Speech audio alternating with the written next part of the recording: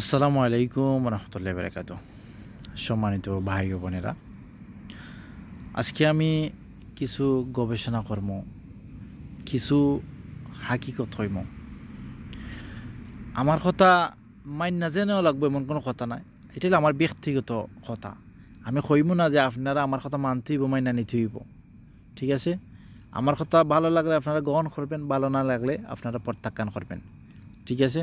আমি যে সত্য কথা বলি এমন কোনো কথা নাই, আর আমি যে সত্যবাদী মানুষ এমন কোনো কথা নাই। ঠিক আছে? আপনারা আমার কথা মানবেন কি না মানবেন এটা আপনাদের ব্যক্তিগত ব্যাপার। কিন্তু আমি আমার একটা গবেষণা করতেছি কি, আমি আমার মন থাকি ব্যক্তিগত।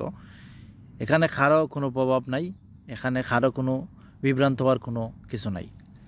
ঠিক আছে? তো আমার গবেষণায় পড়তেছে, আমার চিন্তাভাবনায় পড়তেছে যে আগামীর বাংলাদেশের নেতৃত্ব দিব বাংলাদেশ জামাত ইসলামে। আগামীর বাংলাদেশের সরকার গঠন করব বাংলাদেশ জামাত ইসলামে। এটা আমার গবেষণা, আমি কইতেছি, আমার ব্যক্তিগত।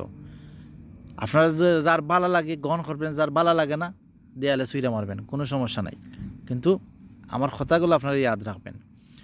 আগামীর বাংলাদেশের নেতৃত্ব দিব বাংলাদেশ জামাত ইসলামে। আগামীর বাংলাদেশের সরকার গঠন করব বাংলাদেশ জামাত ইসলামে। ঠিক আছে? তো এর আগে আমি পূর্বের কিছু কথা আমি শেয়ার করি।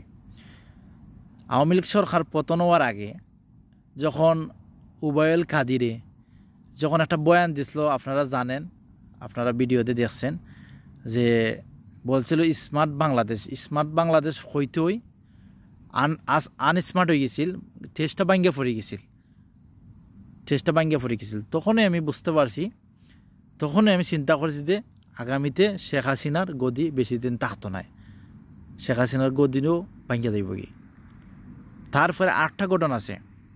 আল্লামা দিলওয়ার হোসেন সাইদি সাহেব যখন ইন্তেকাল করছিল, আপনারা যারা দেশও আছেন আপনারা বালা রকম অবগত আছে, যখন তিনি ইন্তেকাল করছিল তার 3 মিনিট পরে একটা ভূমিকম্প হয়েছিল।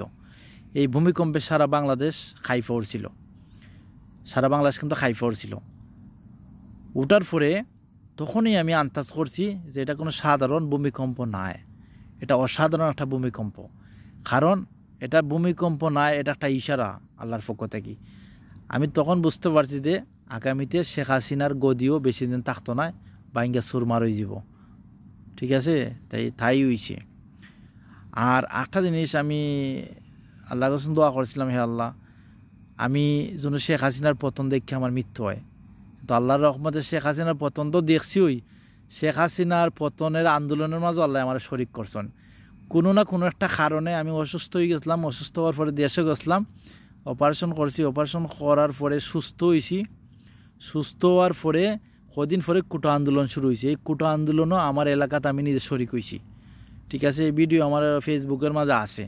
ঠিক আছে? আপনারা যদি বিশ্বাস যারা করেন না আপনারা দেখে নেবেন। কিন্তু দেখেন, তাই আমি সব দিক গবেষণা করে দেখতেছি, সব দিকে আমার ভাবনায় আমার চিন্তায় পড়তেছে আগামী বাংলাদেশ জামাত ইসলামের নেতৃত্ব দিবেন। এক কলম লেখা রাখেন, এটাই সত্য হইব, এটাই দেখবেন আপনারা। ঠিক আছে ভাইয়ারা?